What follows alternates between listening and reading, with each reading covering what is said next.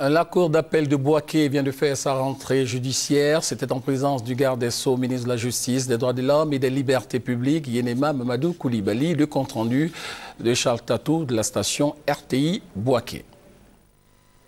Il est 8 heures, ce premier vendredi du mois de décembre 2012, quand la salle d'audience du tribunal de première instance de Bouaké a ouvert ses portes.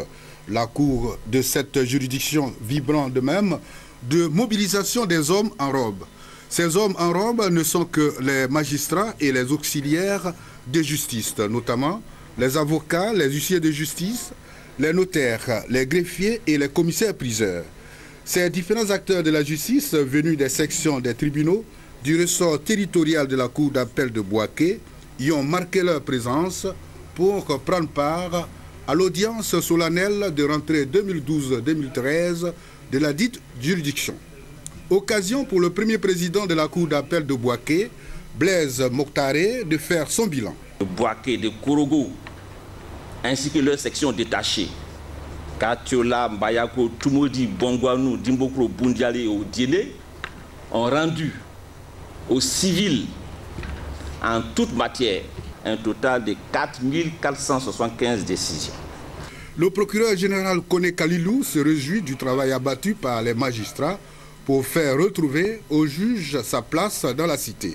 Quand le bâtonnier Adje Kakouluk déplore la lenteur de l'appareil judiciaire ivoirien.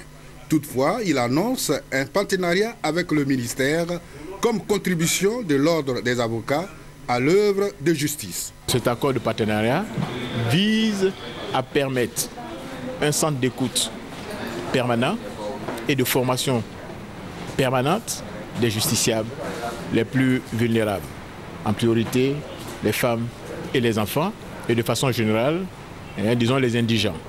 Présent à cette rentrée judiciaire, le ministre de la Justice, des Droits de l'Homme et des Libertés publiques, Yenema Koulibaly, prodigue des conseils.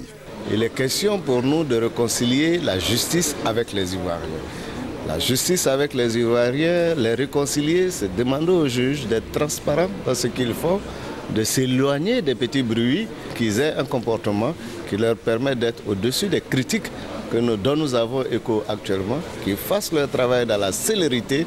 Le ministre a fait don d'un ordinateur au greffier de Bouaké et quelques recueils de tous les textes publiés par les acteurs des droits de l'homme.